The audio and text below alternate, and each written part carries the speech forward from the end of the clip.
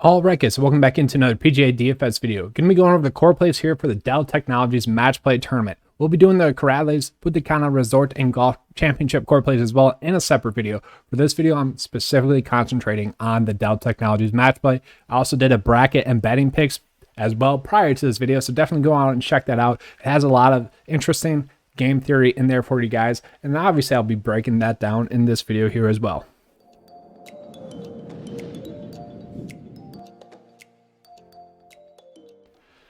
So two quick current call things before we really dive down into it. One is that 9 to 5 has a bunch of new tools available for you guys. You guys are familiar with the cheat sheet and the player cheat sheet. You guys will see that in this video, actually. The tournament write-up as well. You guys are familiar with that. We had the PGA DFS lineup builder, which you guys can use for the Corrales. You could use it for the Dell Technologies Match Play. You can enter 150 lineups if you guys want to, or you can enter 5.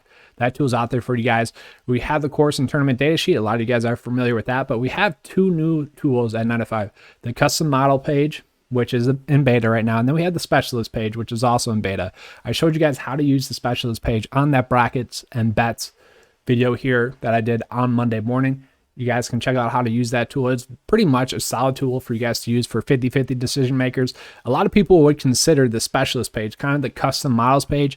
I like to kind of take it a step further with a custom model. You guys can really dive down and see which players are going to pop for you guys by using the actual custom models page rather than just kind of sorting it week by week on that specialist page. Going to have ownership, leaderboard, and then the alternative data cheat sheet as well, which will be for the Corrales, Punta Resort, and Golf Championship. But just real quickly, getting into some game theory thoughts for this tournament. It's very interesting to me in the sense that there's going to be people that are dead in the water in two ways. One, they're going to be dead in the water because they won't give themselves the highest ceiling possible. And what I mean by that is people will play players in the same group, which, you know, obviously you want to have players that have the highest likelihood to continue on playing.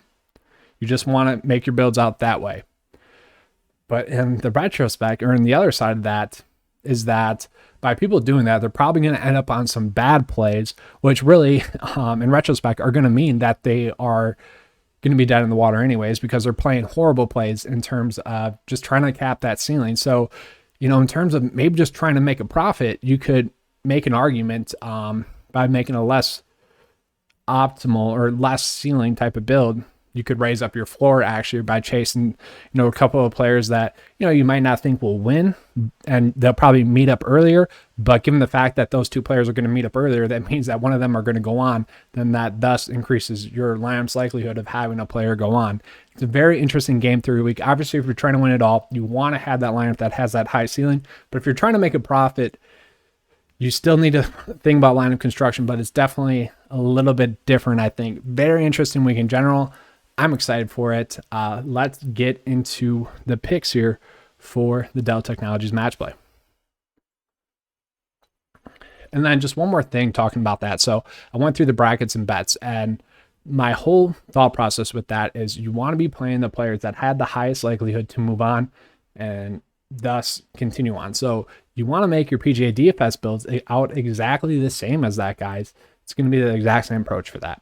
So with that in mind, Dustin Johnson was the player that I actually ended up on the most, just because his bracket group is not that difficult. He should be able to take care of that if he's playing his game, which he hasn't exactly dominated recently. 54th at the WGC event and 48th place finish at the Players Championship. Maybe he's looking ahead to the Masters a little bit. So that is the worry there with him. But, you know, top 10 stat rank, I think he finds out a way to go ahead and win his group. And, you know, we'll kind of know early on if he's going to win his group or not.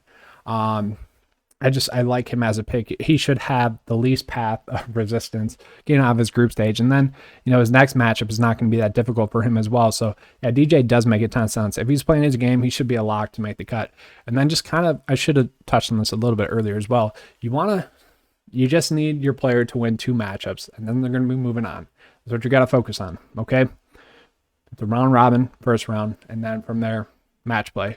So you do want to be focusing on players that can win their first 2 matchups or their matchups in their round robin bracket there. So, you know, DJ, given his matchup, I obviously think that he can do that. Then from DJ, I do really like Bryson Deshambo as well. You know, his matchups are very easy. He should easily be able to go out and play well. Like his recent form been pretty solid besides, you know, the Genesis invite, 7th at the STOC, 21st or 22nd place finish at the WGC event, first and then third recently. He's been playing great. You know, he didn't really finish all too well here last year. That's going to be the worry for you. You know, that's not that good. Okay. The comp courses otherwise, he's playing well. Going to be a good stat rank, you know, top 20. I just like his matchup a lot here for Bryson as well. He should easily be able to make it out. I kind of expect DJ and Bryson to go out and easily win their group. And then from there, the tournament gets a lot more difficult. So I probably should have let off with this, but let's just show you guys how players went out and played here at this event last year. So a lot of you guys probably already know this, but Kevin Kisner is pretty much the match play god. This guy just goes off and dominates any match play tournament. And Matt Kuchar has actually been pretty good at match play as well. And wouldn't you know it, those two are going to be up against each other.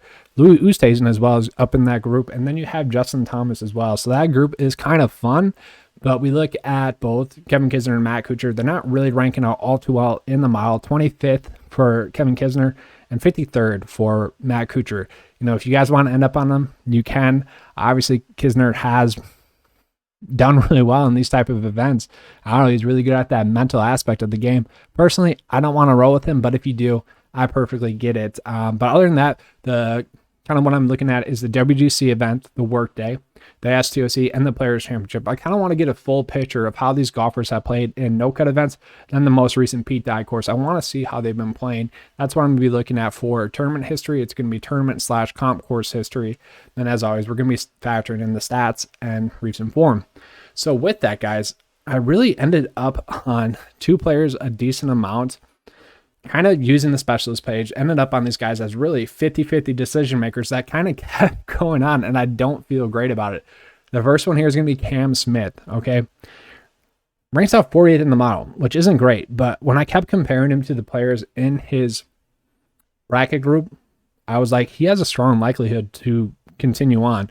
Now, we don't love the price point, 8.5. I wish it was a little bit cheaper, so if you find yourself going another route, I get it. But we look at his recent form or his tournament history, you know, it's solid. You know, 61st place finish here last year. Obviously, he didn't make it out of his group stage. I don't think he won an event then. But other than that, guys, playing well recently. That's what we want to see. 4th at the Genesis invite, 11th at the workday, and then a 17th at the Players Championship. I am factoring in his recent form. Not the best cut fit, but I feel strongly about Cam Smith being able to make it out. Now, maybe you guys don't like that. Then you might like this pick. Brian Harman. You know, we have to find some sort of value, and I kept ending up on Brian Harman for the same reasons that I kept ending up on Cam Smith, is that I kept breaking it down, and he kept beating everyone in the 50-50 decision makers in his grouping. So we look at the recent form. It's been pretty solid for Brian Harman, actually. Has been making a ton of cuts in a row. Has shown upside recently as well. You know, the top 10 at the AMX and then the top 10 at the Players Championship last week. Other than that, he's been finding ways to make the cut. I think he's going to find ways to go out and, you know, beat some people this week as well. If you guys want a bigger breakdown, though, you guys can definitely, you know, look at the cheat sheet here, or you guys can view the brackets and betting picks. Let's just kind of sort by, you know, which player is projected to score the most fantasy points. So no surprise here, Neiman, projected to score a lot of fantasy points. Will Zalatoris projected to score a lot of fantasy points. And Tony Finau is projected to score a lot of fantasy points. A lot of these guys are kind of grouped up together. To me, the hardest bracket group was the one with Tony Finau, Jason Kokrak, and Will Zalatoris. Loaded bracket group there. The one with Sanjay Im, he is the headliner in that group. I think Sanjay Im could lose in that one. You know, it's just a very interesting kind of lineup process week, but you guys had the core plays for this week. Hopefully those help out. It is an interesting week. You gotta make a couple of builds to kind of make sure you have that best ceiling week that you guys can have.